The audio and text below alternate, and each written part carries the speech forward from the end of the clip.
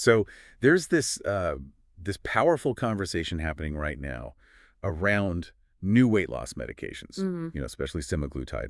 And it's really easy to just look at the headlines, see the quick results, and think, okay, finally, the magic fix for weight challenges is here.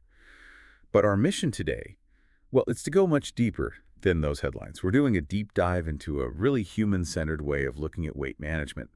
This comes from Dan Hollis, laid out in his Semaglutide Manifesto, and also explored in The Story Beneath the Weight. And this isn't just about the medication itself. It's about a whole transformation. You're going to hear why the real work, it often kicks in after those initial changes. That's exactly right. These sources, they peel back the layers, They show what semaglutide actually does and maybe more importantly, what the whole journey truly involves. And they really highlight this critical phase after the physical changes. It's all about navigating the deeper stuff, the psychological, the emotional landscape that pops up when your relationship with food just fundamentally shifts. Okay, so let's really dig into this then. Dan Hollis, he starts his whole philosophy with this really potent idea. He says, this is not a drug journey, it's a human one. I mean, that immediately broadens the scope way beyond just getting a prescription, doesn't it? What's the biggest implication of starting there with that mindset? And how does semaglutide even fit into that kind of journey? Yeah, that's a great question. A key insight from Hollis is how he positions semaglutide. He sees it as a tool, one that kind of subtly changes how your brain thinks about hunger, satisfaction, even reward. And he points out this can be both liberating, finally quieting that constant noise about food, and frankly terrifying because it takes away a coping mechanism, something really familiar. It's this huge internal shift, right?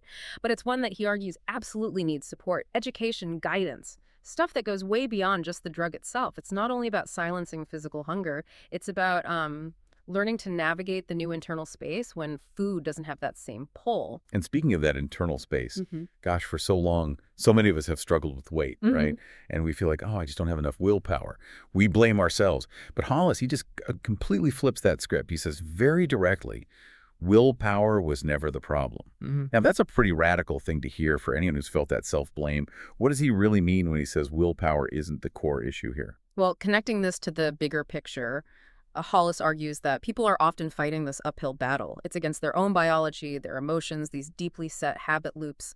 And willpower in that kind of fight, it just isn't a sustainable fix for the long haul. It burns out. So instead, he really emphasizes what does work is insight, structure, tools that meet your biology where it's at. It's about understanding how your body and mind actually operate and then working with them, not just constantly fighting against them. hmm And he also zeroes in on something that I think many of us know deep down, but maybe don't articulate. He says, this is emotional weight as much as it is physical weight. Hmm. I mean, we've all been there, haven't we?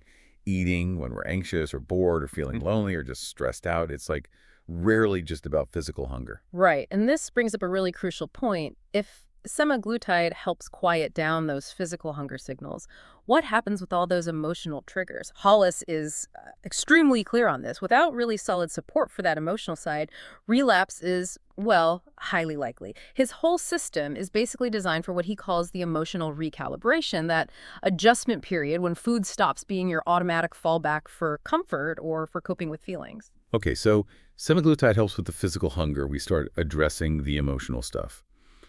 What happens next? This brings us to what Hollis sees as maybe the most critical turning point. It's this really profound idea from the second source. Weight loss is biology. Staying there is narrative. That's a huge distinction, isn't it?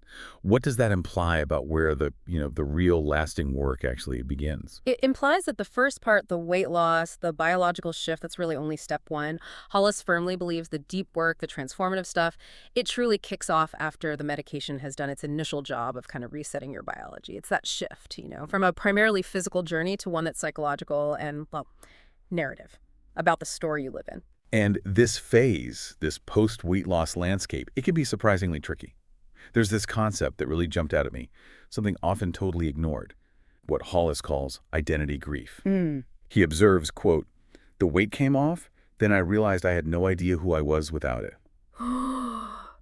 Wow. It's this deep sense of loss, right? Losing something familiar, even if it was difficult, and then having to figure out who you are when that defining part of your life changes so dramatically. Absolutely. And what's also fascinating is how hunger itself changes. He says it doesn't just disappear, it shapeshifts. It can become memory, it becomes confusion, it becomes space. So it's not just a physical emptiness, it's this profound internal shift where old patterns don't fit anymore, but new ones aren't built yet. And Hollis gives a really strong warning here. People don't relapse into hunger, they relapse into confusion. That Yeah. space, that feeling of confusion, that's exactly where the vulnerability lies. So, okay, when those cravings fade, when that constant food noise finally gets quieter, Hollis basically asks, so what do you do with that quiet space? Yeah. He argues you don't just leave it empty, right? You have to actively build something new. You scaffold, you stitch new rituals into your old routines. And he suggests treating hunger differently too, not as an enemy, but maybe as a signal that something inside still needs naming, like an invitation to get curious. Exactly. And he absolutely hammers home his belief that support isn't optional, it's neurobiological scaffolding. Mm, What he means by that, I think, is that semaglutide gives you a pause, right? A silence from that relentless appetite noise. But that silence, like he warns, can actually be dangerous if those underlying emotional stories, those psychological patterns, aren't addressed. So support becomes structural. It's like the framework that helps your brain build new, healthier pathways and coping skills during this massive shift. And that leads directly to this really pivotal moment Hollis identifies. When the cravings stop, the truth begins. That's when the real work starts, when you don't need food anymore to explain away or, soothe your feelings.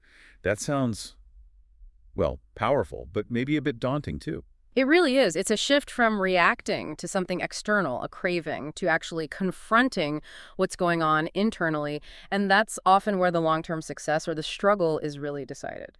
And this all seems to tie into Hollis's big picture philosophy summed up as, there is no shame here, only process.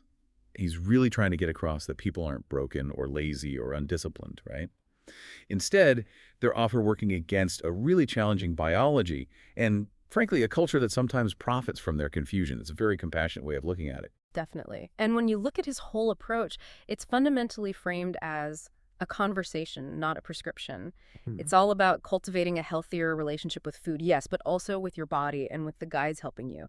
He offers like a map, a guide, and a community that gets these complex dynamics. It's truly holistic, goes way beyond just taking a pill. Yeah. And he wraps it all up with this incredibly empowering message. You're not starting over, you're starting right.